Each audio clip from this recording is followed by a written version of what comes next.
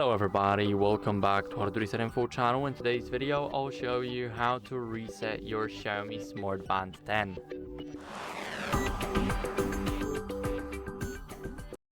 So first, what you guys want to do is go over to settings. Now in those settings, let me go down to system, and here we will have an option to reset our device. So as you guys can see, you'll have to pair your band again after performing a factory reset.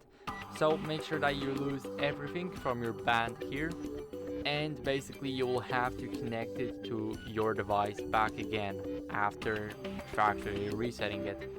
So this is where you guys can do it. Basically there's nothing after, the device will just restart, and then you will have to add it again by scanning a QR code and by downloading the app.